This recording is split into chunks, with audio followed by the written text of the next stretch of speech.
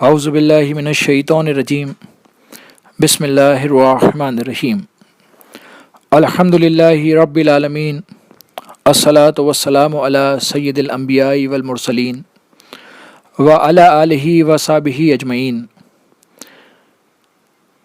محترم السلام علیکم، میں محمد زین العابدین حسینی کل سے لے کے ابھی تک تمام ہاڑوتی علاقے سے تمام پوسٹ اور تمام ویڈیو کے ذریعے مجھے خبر مل رہی ہے، لوگ بھیج رہے ہیں۔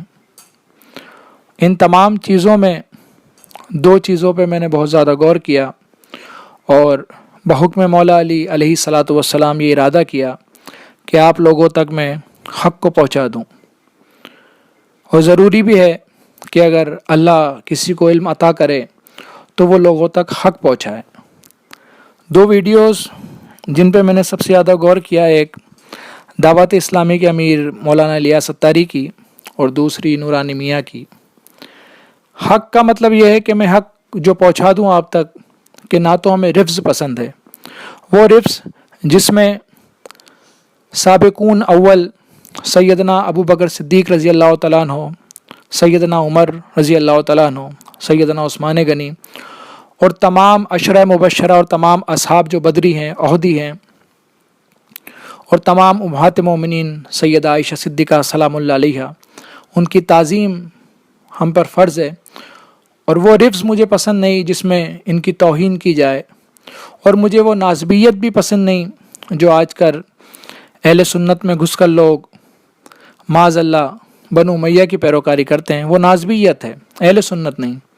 اہل سنت کیا ہے کیا نہیں ہے، یہ تمام چیزیں میں آپ کو واضح کر دوں گا، اور جس بھی شخص کا میں نام جس انداز میں لوں گا اس کو بھی میں واضح کر دوں گا، کیونکہ کوئی گستاخ اہل بیت میرے نزدیک میں اس کا ادب نہیں کر سکتا، اس لیے جس کا وہ مستحق ہے میں اس مطابق اس کا نام لوں گا۔ تو ویڈیو جو میں نے دعوت اسلامی کا جو امیر ہے مولانا الیاس ستاری، اس کی ویڈیو پہ میں نے غور کیا کہ ہر صحابی نبی جنتی جنتی، معاذ اللہ اس نے معاویہ کا بھی اس میں نام لیا، اور پھر کہا کہ ہیں حسن حسین بھی جنتی جنتی۔ میں ایک بات واضح طور پر کلیئر کر دوں کہ امام حسنین کریمین علیہ الصلاۃ والسلام کے لیے نبی کریم صلی اللہ تعالیٰ علیہ وسلم نے فرمایا کہ الحسن والحسین سیدا شباب اہل الجنہ، کہ میرے دونوں شہزادے جنتی نوجوانوں کے سردار ہیں، جنت کے سردار ہیں، اور ان کے بابا مولا علی ان دونوں سے افضل ہیں۔ تو الیاس اتاری نے جو یہ نعرے لگائے کہ ہیں حسن حسین بھی، اس شخص کو اتنی سمجھ نہیں کہ امام حسنین کریمین جنت کے سردار ہیں، وہ جنتی نہیں ہیں، لوگوں کو جنت تقسیم کرنے والے ہیں۔ اور دوسری ویڈیو جو میں نے نورانی میاں کی سنی، وہ کہہ رہے تھے کہ آپ ہوتے کون ہیں کچھ بھی کہنے والے، عمل کو نہ جاچیے۔ تو میں نے یہ ارادہ کیا کہ میں قرآن اور حدیث سے حق آپ تک پہنچا دوں بفضل پنجتن پاک علیہ السلام۔ صحیح بخاری شریف کی حدیث نمبر 7003 اور 7004، جتنا بھی مناسب ہوگا میں حوالے بھی اس ویڈیو میں لگانے کی کوشش کروں گا، اور باقی آپ کو ریفرنس بھی کوٹ کر دوں گا تاکہ آپ کو اگر کوئی کنفیوژن ہو تو آپ وہاں جا کے اس نمبر پہ وہ حدیث کو چیک کر لیں۔ تو سب سے پہلی جو حدیث میں بیان کر رہا ہوں 7003 اور 7004، نبی کریم صلی اللہ تعالیٰ علیہ وآلہ وسلم کے ایک صحابی ہیں حضرت عثمان ابن مظعون، بڑے ہی عمر رسیدہ صحابی ہیں آپ۔ تو ام الاعلیٰ آپ کی خادمہ آیا فرماتی ہیں کہ جب عثمان ابن مظعون نے اس دنیا سے پردہ لیا تو نبی کریم گھر میں تشریف لائے، اور پھر ام الاعلیٰ نے یہ فرمایا کہ عثمان ابن مظعون آپ نبی کریم کے صحابی ہیں، اور آخرت میں آپ کے لیے نعمتیں ہیں اور آپ جنتی ہیں۔ تو نبی کریم صلی اللہ تعالیٰ علیہ وآلہ وسلم نے فرمایا اے ام الاعلیٰ، یہ تم سے کس نے کہہ دیا؟ تو ام الاعلیٰ نے اس کے بعد انہوں نے کہا پھر جب سے میں نے نبی کریم سے یہ بات سنی، پھر میں نے یہ بات دوبارہ کسی اور کے لیے نہیں فرمائی۔ اب آگے حدیث آتی ہے 7004، جس میں ام الاعلیٰ ایک خواب کا ذکر کرتی ہیں کہ انہوں نے خواب دیکھا کہ پانی کا چشمہ جاری ہے اور عثمان ابن مظعون وہاں بیٹھے ہیں۔ تو آپ نے نبی کریم سے کہا کہ یا رسول اللہ مجھے یہ خواب دکھائے، بشارت ہوئی. تو نبی کریم نے کہا ہاں ام لالا، یہ عثمان ابن مظعون کا عمل ہے، یہ عثمان ابن مظعون کا عمل ہے. یعنی پھر آپ نے کہا کہ ہاں عثمان ابن مظعون کا عمل ہے، ان کو اللہ نے جنت عطا کی. اب دیکھ لیجئے نبی کریم کیا فرما رہے ہیں کہ اے ام لالا تم سے کس نے کہہ دیا کہ عثمان ابن مظعون جنتی ہیں؟ پھر جب وہ بشارت ہوئی تو پھر آپ نے یہ کلیئر کیا، جبکہ آپ کو ہر ایک چیز پتہ ہے لیکن آپ امت کی تربیت کے لیے فرما رہے ہیں نبی کریم صلی اللہ تعالیٰ علیہ وآلہ وسلم. تو پھر جب آپ نے بشارت بتائی تو کہا کہ ہاں یہ عثمان ابن مظعون کا عمل ہے. اور نورانی میاں کیا کہہ رہے تھے، تم کون ہوتے ہو عمل جانچنے والے؟ تو نورانی میاں ہمیں آپ کی بات نہیں ماننی، نبی کریم نے کیا کہا، یہ عثمان ابن مظعون کا عمل ہے. اب ہے اگلی حدیث صحیح بخاری شریف کی 4234 اور صحیح مسلم شریف کی ہے 310. اس میں ایک صحابی رسول صلی اللہ تعالیٰ علیہ وسلم ہے جو نبی کریم صلی اللہ تعالیٰ علیہ وسلم کا وضو بنوایا کرتے تھے، اور سفر میں اور حضر میں نبی کریم صلی اللہ تعالیٰ علیہ وآلہ وسلم کی سواری کا کجاوا کستے تھے. تو خیبر کے دن ان کو ایک نامعلوم تیر لگا اور وہ شہید ہو گئے. تو بھئی وہ صحابی جو نبی کریم صلی اللہ تعالیٰ علیہ وسلم کے وضو بنوائیں اور آپ کے سفر میں اور حجر میں آپ کی سواری کا کجاوا کسیں، تو پھر سبھی صحاباؤں نے وہاں یہ نعرہ لگایا یا رسول اللہ یہ تو آپ کے وضو بنواتے تھے، تو یہ تو جنتی ہیں. تو نبی کریم نے کہا کس نے کہا تم سے؟ پھر نبی کریم نے فرمایا مجھے اللہ نے دکھایا ہے کہ انہوں نے خیبر والے دن ایک مال غنیمت میں سے ایک چادر چوری کی تھی، تو اللہ نے وہ آگ کی بنا کر ان کے اوپر ڈال دی ہے. تو بھائی اب ایک بات بتائیں، مولانا الیاس نے کہا کہ ہر صحابی نبی جنتی، اور پھر نورانی میاں کہہ رہے ہیں عمل نہ جاچے. تو بھائی انہوں نے خیبر کے دن ایک مال غنیمت کی چادر چوری کر لی، وہی ان کے لیے عذاب کا باعث بن گئی. اب ہم نے دیکھا دو حدیث سے میں نے آپ کو بیان فرمائی کہ نبی کریم صلی اللہ تعالیٰ علیہ وسلم کے صحابی، لیکن جن کے اعمال اچھے تھے ان کو اللہ نے نوازا اس دنیا سے جانے کے بعد، اور جن کے اعمال اچھے نہیں تھے اللہ نے ان کو سزا دی. دیکھیے صحابی رسول وہ ہے جو اپنی وفات کے وقت تک ایمان پہ رہے، جو اس دنیا سے ایمان سے جائے وہ صحابی ہے. اب بخاری شریف کی حدیث ہے 1399 اور 1400 صحیح بخاری شریف کی، اور صحیح مسلم شریف کی حدیث ہے 124 125 کہ وہ لوگ جو سیدنا ابو بکر صدیق رضی اللہ تعالیٰ عنہ کے دوران خلافت مرتد ہوئے، وہ نبی کریم صلی اللہ تعالیٰ علیہ وسلم کے سامنے تو صحابی تھے، بعد میں وہ مرتد ہوئے نا، کیونکہ جب تک نبی کریم اس دنیا میں تھے اور جب آپ اس دنیا سے گئے آپ ان کو صحابی چھوڑ کے گئے، لیکن جب سیدنا ابو بکر صدیق رضی اللہ تعالیٰ عنہ کا دوران خلافت تھا تو وہ منکرین زکوٰۃ ہوئے اور پھر وہ مرتد ہو گئے، یعنی وہ دین سے پھر گئے. اب آپ دیکھیں کہ جو آخری وقت تک اپنی وفات کے وقت تک ایمان پر رہے وہ صحابی ہے. اگرچہ کہ نبی کریم کے سامنے وہ صحابی تھے، لیکن بعد میں اگر وہ ایمان سے پھر گئے تو وہ صحابی نہیں ہیں. منکرین زکوٰۃ نبی کریم صلی اللہ تعالیٰ علیہ وسلم کے سامنے صحابی تھے، لیکن بعد میں وہ مرتد ہوئے، سیدنا ابو بکر نے ان سے قتال کیا، ان سے لڑائی کی، تو پھر وہ بعد میں صحابی کہاں رہے. حدیثیں حوالے دیکھ رہے ہیں آپ کی اسکرین پر. اب حدیثیں آ رہی ہیں صحیح بخاری شریف سے 3447 6582 and 6593 اور صحیح مسلم شریف سے 5978 5996 5972. نبی کریم صلی اللہ تعالیٰ علیہ وسلم حوض کوثر پہ ہوں گے. عبداللہ ابن عباس اس حدیث کے راوی ہیں کہ آپ حوض کوثر پہ ہوں گے اور آپ کے اصحاب میں سے کچھ کو لایا جائے گا تو آپ کہیں گے اصحابی اصحابی اصحابی، یہ میرے اصحاب ہیں. فرشتے فرمائیں گے یا رسول اللہ یہ وہ لوگ ہیں جو آپ کے بعد آپ کے دین سے الٹے پاؤں پھر گئے تھے، مرتد ہو گئے تھے، انہوں نے آپ کے دین میں تبدیلیاں کر دی تھی آپ کے جانے کے بعد. نبی کریم فرمائیں گے جاؤ انہیں مجھ سے دور کر دو، ان پر اللہ کا غضب. اب آگے جو موضوع آ رہا ہے وہ امام حاکم کی مستدرک 8518 اور قرآن کی آیت ہے کہ اذا جاء نصر اللہ وفتح وَأَرَأَيْتَ النَّاسَ يَدْخُلُونَ فِي دِينِ اللَّهِ أَفْوَاجًا. نبی کریم نے یہ تلاوت فرمائی قرآن کی آیت اور کہا کہ اللہ کی مدد آ پہنچی ہے اور لوگ گرو در گرو دین میں شامل ہو رہے ہیں. پھر آپ نے فرمایا کہ اللہ نے مجھے خبر دی ہے کہ میری وفات کے بعد، میری اس دنیا سے جانے کے بعد، جس طرح لوگ گروہ در گروہ دین میں شامل ہو رہے ہیں، مرتد بھی ہو جائیں گے میرے جانے کے بعد اس دنیا سے. کیونکہ کچھ جو لوگ تھے انہوں نے، کیونکہ سابقون جب ایمان لے کے آئے، صحابہ اکرام میں سب سے افضل سیدنا ابو بکر جو ہیں اور جو تمام اصحاب ہیں، جو سابقون جب ایمان لائے، کتنا مشکل ترین دور تھا اسلام کا. انہوں نے نبی کریم کو نبی مانا، آپ کا افضل کردار، آپ کی اعلیٰ شخصیت دیکھ کر آپ ایمان لائے کہ ہاں آپ اللہ کے نبی ہیں. اور بعد میں جو یہ مرتد لوگ ہوئے، چاہے وہ مکہ فتح والے ہوں، چاہے جو بھی ہوں، وہ سیدنا ابو بکر صدیق کے دور میں جو مرتد ہوئے، منکرین زکوٰۃ ہوئے، اور پھر آپ نے ان سے قتال کیا.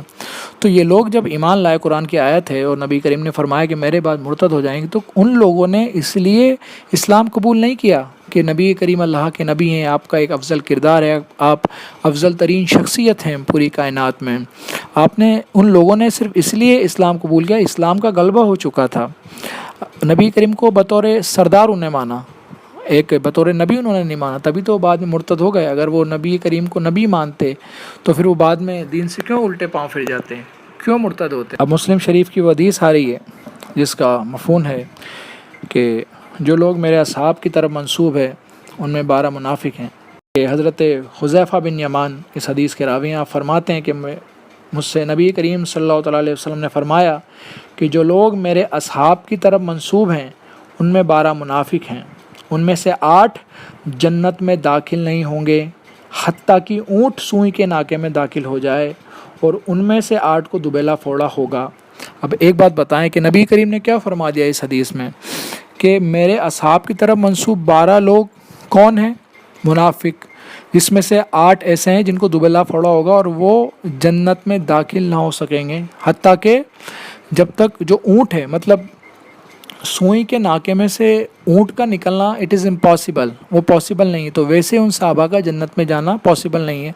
اب دیکھیے نعرے لگائے جا رہے ہیں، ہر صحابی نبی جنتی جنتی، نورانی میاں کہہ رہے ہیں ان کا عمل نہ جانچیں. تو اب آپ دیکھ لیجئے، آپ فیصلہ کیجئے کہ حدیث کیا کہہ رہی ہے، نبی کریم کیا فرما رہے ہیں. اب آگے حدیث آ رہی ہے مسلم شریف کی 6488.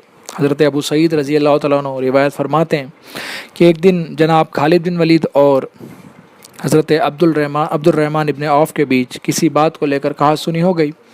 حضرت عبد الرحمن ابن عوف عشرہ مبشرہ میں سے ہیں، تو خالد بن ولید نے ان کو کچھ برا بھلا کا خبر نبی کریم تک پہنچی، تو آپ نے کہا کہ خبردار میرے اصحاب کو برا نہ کہو، کیونکہ اگر تم میں سے کوئی بھی دین میں احد پہاڑ کے برابر سونا صرف کر دے تب بھی وہ میرے اصحاب کی برابری نہیں کر سکتا. اب ایک بات بتائیں کہ جب لڑائی ہوئی تو حضرت خالد بن ولید بھی کافی پہلے ایمان لے آئے تھے. نبی کریم کا یہ کہنے کا کیا مطلب ہے کہ تم میرے اصحاب کو گالی مت دو؟ لڑائی تو 2 کے بیچ ہوئی ہے نا، حضرت خالد بن ولید اور حضرت عبد الرحمن ابن عوف. اور اب آپ دیکھیں، آپ خالد بن ولید مکہ فتح کے کافی پہلے ایمان لے آئے تھے، اور جو بعد مکہ فتح ایمان لے کے آئے ان کو تلکا کہا گیا، یعنی اسلام کے آزاد کردہ غلام. تلکا کا معنی کیا ہے؟ اسلام کے آزاد کردہ غلام. وہ صحابی نہیں. حضرت سیدنا عمر نے ندامت ظاہر کی جب معاویہ کو دمشق کی گورنری دی گئی، اس کا میں حوالہ بھی آپ کو کوٹ کر دوں گا. اور سب سے بڑی حدیث جو ہے نبی کریم صلی اللہ تعالیٰ علیہ وسلم کی، اے عمار تجھے اسلام کا باغی گروہ قتل کرے گا. اب میں اس طرف آ رہا ہوں جو نورانی میاں نے کہا تھا کہ معاذ اللہ وہ معاویہ کی بادشاہت کو خلافت کہہ رہے ہیں، اور معاذ اللہ جو لقب مولا علی کا ہے امیر المومنین، وہ لقب آپ اس شخص کو دے رہے ہیں. حضرت انس ابن مالک رضی اللہ تعالیٰ عنہ سے روایت ہے کہ میں یہ پوری بات کلیئر کر رہا ہوں کہ مولا علی کو امیر المومنین کب لقب ملا. حضرت انس ابن مالک جو ایک انصاری صحابی ہیں، ان سے روایت ہے کہ میں نبی کریم صلی اللہ تعالیٰ علیہ وسلم کے ساتھ بیٹھا ہوا تھا محفل میں، تو آپ نے کہا کہ اے انس، اب دروازے سے جو بھی شخص اندر آئے گا وہ امیر المومنین ہوگا. تو حضرت انس فرماتے ہیں میں انتظار میں تھا کہ کوئی انصاری اندر آ جائے، یعنی انصار سے کوئی آ جائے جس کو یہ لقب مل جائے، لیکن آپ فرماتے ہیں پھر دروازے سے مولا علی اندر آئے. نبی کریم نے پوچھا اے انس کون اندر آیا؟ کہ یا رسول اللہ مولا علی آئے. تو رسول اللہ نے مولا علی کو امیر المومنین کا لقب دیا. اور جو نورانی میاں کہہ رہے تھے کہ خلافت والی بات، تو نبی کریم نے کیا فرمایا کہ میرے بعد 30 سال خلافت ہوگی، 30 سال، جو سیدنا ابوبکر صدیق رضی اللہ تعالیٰ عنہ، سیدنا عمر فاروق رضی اللہ تعالیٰ عنہ، سیدنا عثمان غنی رضی اللہ تعالیٰ عنہ، سیدنا امیر المومنین مولا علی مشکل کشا غالب کل غالب علی ابن ابی طالب کرم اللہ وجہ الکریم علیہ الصلاۃ والسلام، اور امیر المومنین سیدنا امام حسن مصطفیٰ علیہ الصلاۃ والسلام کے دور پر ختم ہو جاتی ہے۔ پھر اس کے بعد کیا ہوگی؟ کاٹ کھانے والی ملوکیت۔ اس یہ حدیث میں آپ کو باقاعدہ کوٹ کر دوں گا اور ویڈیو میں لگا دوں گا۔ جب نبی فرما رہے ہیں کہ 30 سال خلافت ہوگی، اس کے بعد کاٹ کھانے والی ملوکیت ہوگی، تو نورانی میاں کس جگہ سے کہہ رہے ہیں کہ وہ خلافت ہے جس پہ معاویہ ہے، اور معاذ اللہ امیر المومنین جو لقب مولا علی کا ہے، جو حضور علیہ السلام نے لقب مولا علی کا دیا ہے، وہ لقب آپ اس شخص کے لیے استعمال کر رہے ہیں؟